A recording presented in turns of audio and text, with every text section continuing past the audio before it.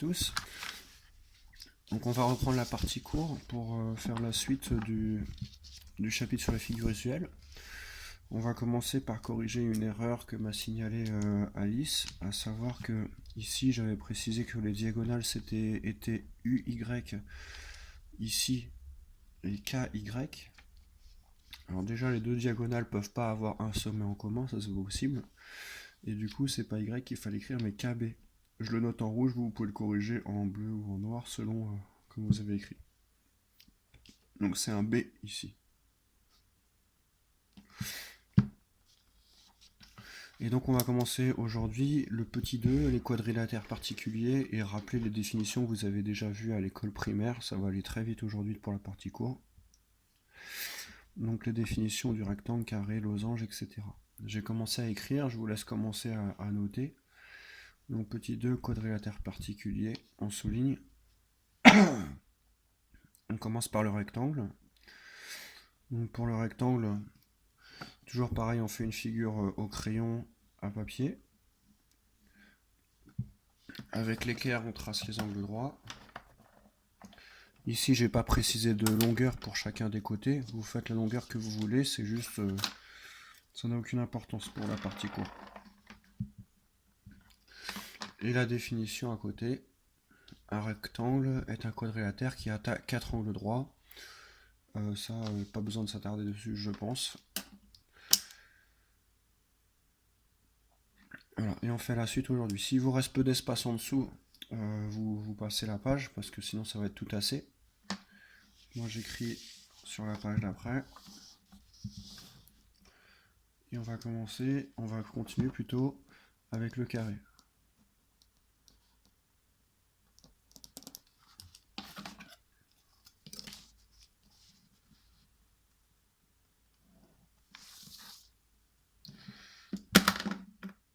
Donc on trace un carré, on s'applique avec les angles droits et avec les côtés de même longueur. Ici je vais choisir de faire un côté de longueur 3 cm, mais vous faites comme vous voulez encore une fois. Donc ici je prolonge.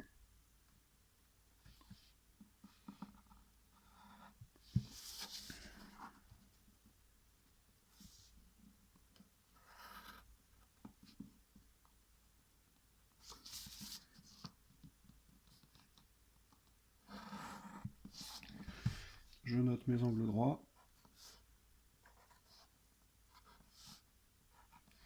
Et mes codages de longueur s'égalent. Et la définition à côté. Un carré est un quadrilatère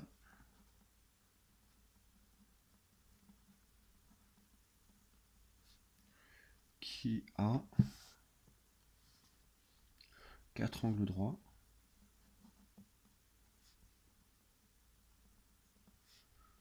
et en plus ses côtés égaux.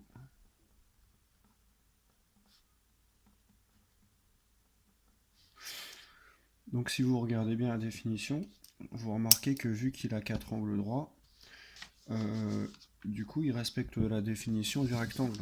Du coup tous les carrés font partie de la grande famille des rectangles. Ça choque parfois certains élèves, mais on en avait déjà parlé un petit peu. Les carrés sont des sortes de rectangles particuliers où les longueurs et les largeurs sont égales.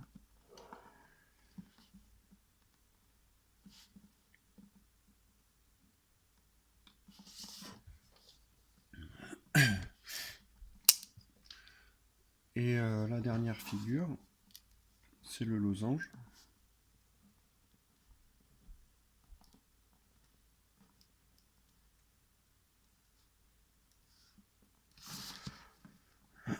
Le losange, qui a pour particularité d'avoir ses 4 côtés égaux. Donc je vais tracer deux côtés de 3 cm au crayon.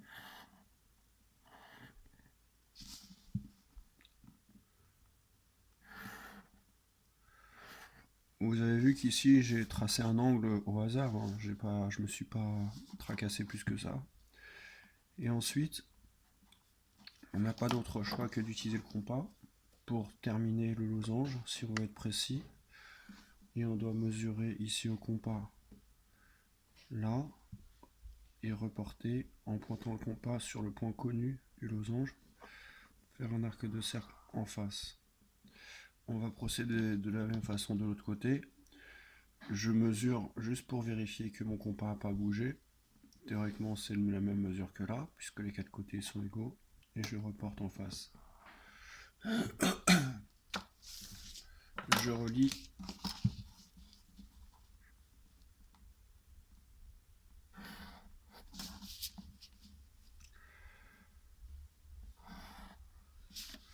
et je rajoute les codages de longueur. Je rajoute le nom aussi, je l'appelle ABCD. Pareil pour le carré, ABCD. Vous remarquez aussi que le losange il a quatre côtés égaux, tout comme le carré. Donc en fait, le carré fait partie de la famille des losanges, puisqu'il a quatre côtés égaux, le carré respecte la définition du losange.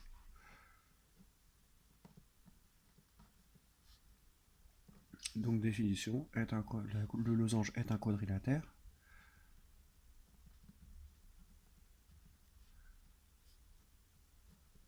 qui a quatre côtés égaux. Voilà, on relie l'orthographe, tac tac tac, angle droit avec un S, c'est bon. Ensuite, j'encadre.